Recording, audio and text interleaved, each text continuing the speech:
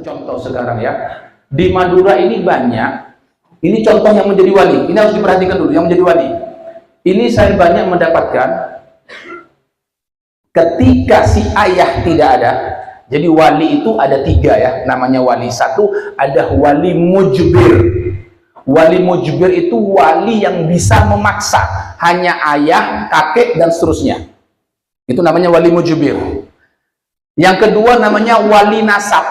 Apa itu wali nasab? Adalah seperti kayak waris. Kalau bapak sudah tidak ada, wali mujbir tidak ada, kakek tidak ada, maka kembali kepada saudara kalau ada saudara laki.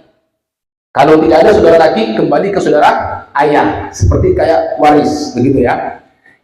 Wali nasab boleh menikahkan, tapi harus dengan izin kepada si wanita. Misal bapaknya sudah meninggal, kakek sudah meninggal, wali mujbir tidak ada, maka yang menikahkan adalah wali nasab. Siapa wali nasab? Lihat, kalau si perempuan tadi itu punya saudara laki, maka saudara laki yang menikahkan. Ternyata saudara lakinya ada tiga, maka si perempuan harus yang menentukan, bukan kakaknya yang menentukan. Di sini banyak kakak tertua langsung menikahkan tanpa minta izin kepada si wanita, tidak sah menikahnya. Ini banyak. Kalau ada, diperbaiki. Ini banyak. Saya sering ketika menikahkan, kamu siapa? Saya walinya, Bim. Siapa? Saya kakaknya, Bim. Ada berapa saudaranya? Oh, ada 3, Bim. Itu sudah minta izin. Enggak, saya yang lo tidak bisa. Minta izin sama yang perempuan dulu. Kalau yang perempuan kepingin si A, maka B dan C tidak boleh menikahkan. Tidak sah kalau dia menikahkan. Ini banyak terjadi. Sama, ketika saudara tidak ada, maka paman. Pamannya ada 2 ada 3, maka harus minta izin kepada si perempuan. Sekarang saudara kamu ada 3, majunya benar boleh tolongan. Siapa? Benar minta siapa? Oh, kau minta maju diri ya. Ya sudah, yang lain gugur. Ini harus diperhatikan. Masalah wali harus diperhatikan. Ini satu contoh. Yang kedua, masih masa iddah menikah, haram, tidak sah. Tidak boleh ada perbedaan pendapat di antara para ulama, karena ini sudah qat'i dalam Al-Quran. Tidak boleh ada perbedaan. Oh, menurut ulama ini boleh, tidak ada. Membeda itu bukan khilaf, tapi penyesatan, penyimpangan.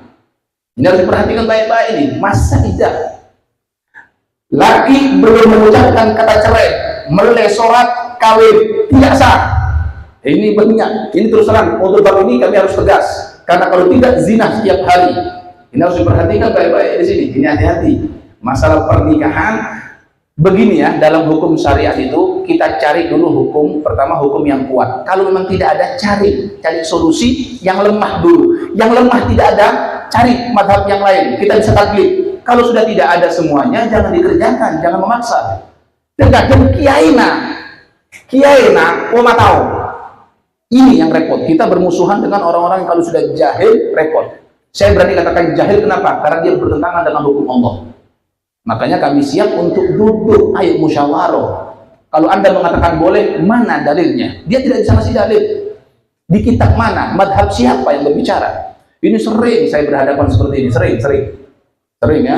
Atau misalnya saudaranya tidak mau menikahkan dengan alasannya apa? Alasannya jelas, berhubungan dengan syariat, maka tidak ada yang berhak menikahkan. Mau kiai, mau siapa, tidak boleh menikahkan. Karena kiai bukan wali hakim. Kiai itu hanya tauqi, hanya diwakilkan saja, tidak boleh menikahkan sendiri. Ini harus jelas semuanya ini harus jelas ya.